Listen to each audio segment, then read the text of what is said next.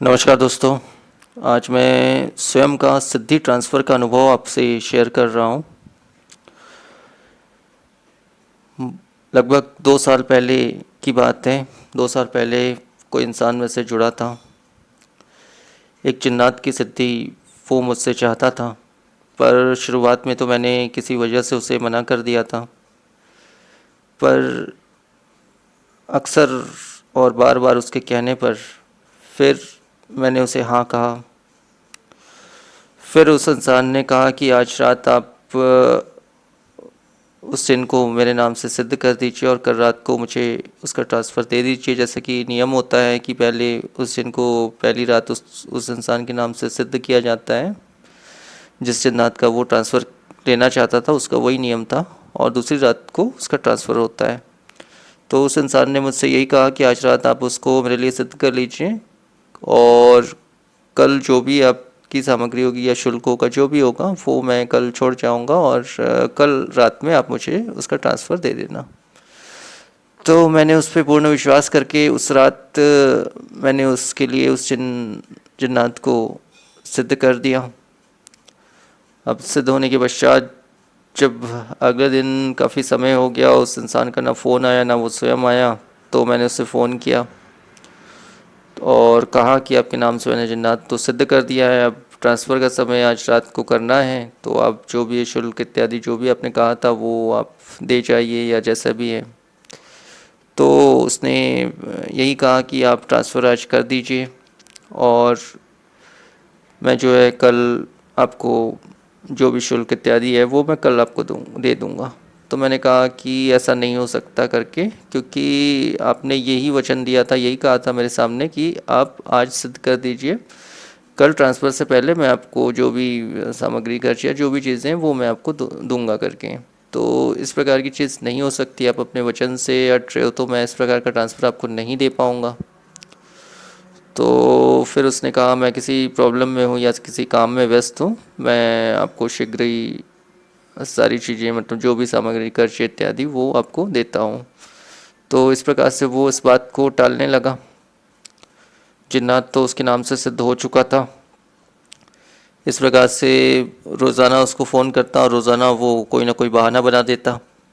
इस प्रकार से लगभग 7 से 8 दिन बीत गए और उसने ट्रांसफ़र नहीं लिया और मैंने भी उसे ट्रांसफ़र नहीं दिया, क्योंकि जो उस लायक नहीं होता है और ज़बान का जिसका कमज़ोर होता है, ऐसे इंसान मेरे लिए बिल्कुल भी मायने नहीं रखते हैं। तो उसके पश्चात 7 से 8 दिन के पश्चात वो जिन भी काफ़ी क्रोधित हो रहा था और उस वजह से, हालांकि मैंने उसको बंधन कर रोक कर रखा था, सिद्ध तो वो हो चुका था, पर बिना ट्रांसफ़र दिए की वजह से वो जिन क्रोधित हो रहा था, क्योंकि वो उसके नाम से सिद्ध हो चुका था।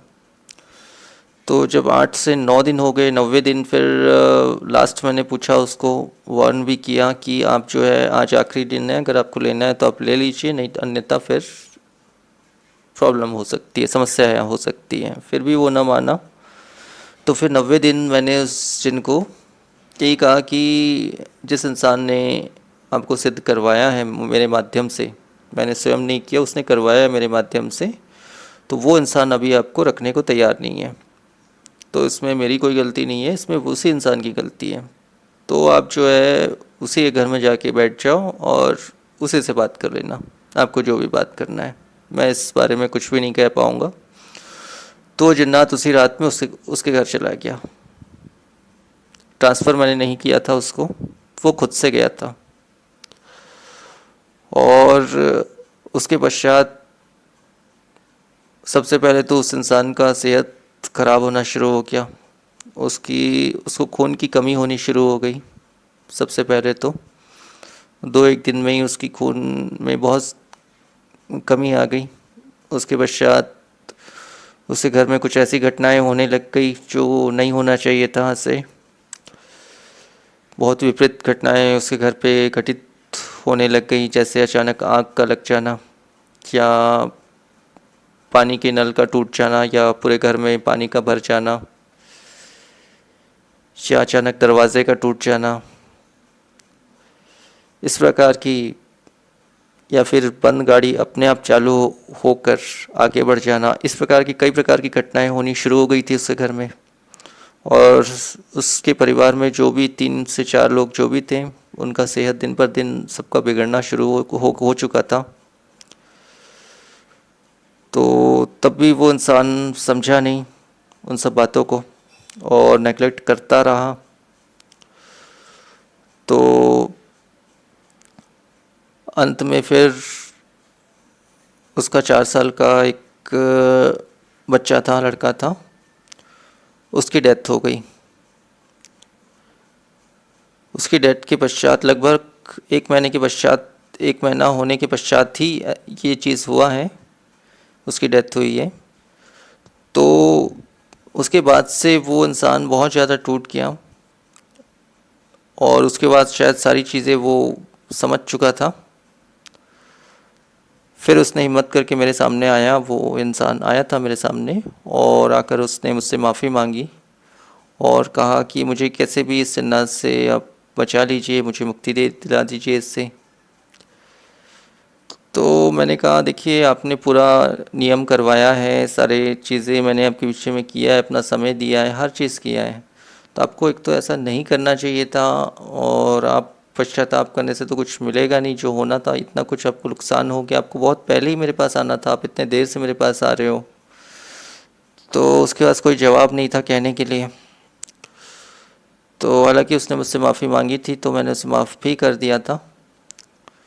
वो ट्रांसफ़र वगैरह फिर नहीं चाहता था। फिर उसने जो भी सामग्री इत्यादि जो भी कर्ज थे वो मुझे दिया था उसने फिर।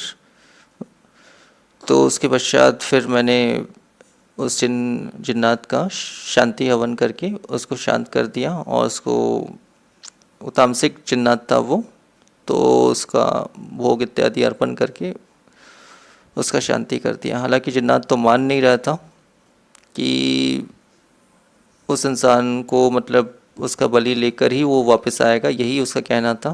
पर मैंने अपनी उच्च शक्तियों से उसे रोक दिया। तो उसके पश्चात अभी वो इंसान की परिस्थिति बिल्कुल ठीक है। ये बात को लगभग 2 साल हो रहे हैं, अभी वो पूरी तरह से ठीक है।